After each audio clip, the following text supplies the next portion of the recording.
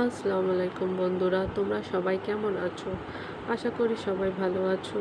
আজকে আমি বানিয়েছি উচ্ছে আর মাছের ডিমের রেসিপি। চলো শুরু করা যাক। এখানে আমি নিয়েছি আলু, উচ্ছে আর পেঁয়াজ। কড়াটা যখন গরম হয়ে যাবে সরষের তেল দিয়ে দিলাম, একটা তেজপাতা দিয়ে দেব, উচ্ছেটা দিয়ে দেব, তেলের উপরে হালকা হালকা ভেজে নেব।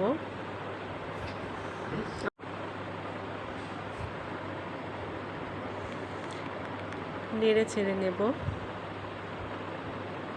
ভাজা হয়ে গেলে আলুটা দিয়ে দেব। আলুটাও ভালোভাবে নেড়ে ছেড়ে ভেজে নেব। ভালোভাবে নেড়ে নেব।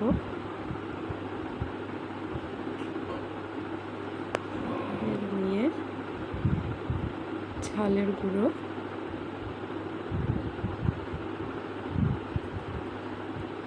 হলুদের গুঁড়ো, ধনে গুঁড়ো,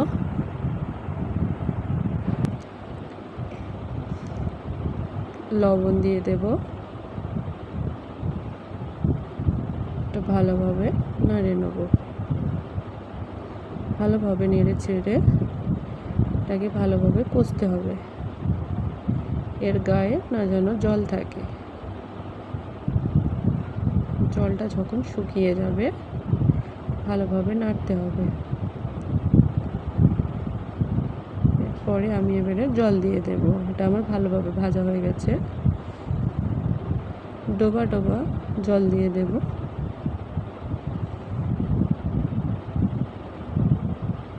এটাকেও ভালোভাবে মিলিয়ে নিতে হবে। মশলাগুলো যেন চারিদিকে ফেলিয়ে যায়।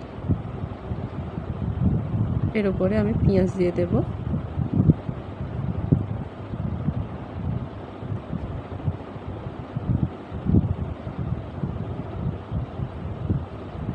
খুন্তি দিয়ে ভালোভাবে পেঁয়াজটাকে জলেতে ডুবিয়ে দেব, যেন ভালোভাবে সেদ্ধ হয়ে যায়।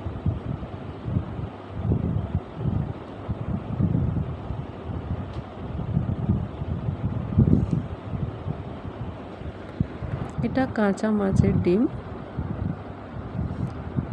পেঁয়াজের ওপরে এটা দিয়ে দেব। পুরো ভালোভাবে ফেলিয়ে দিতে হবে চারিদিকে।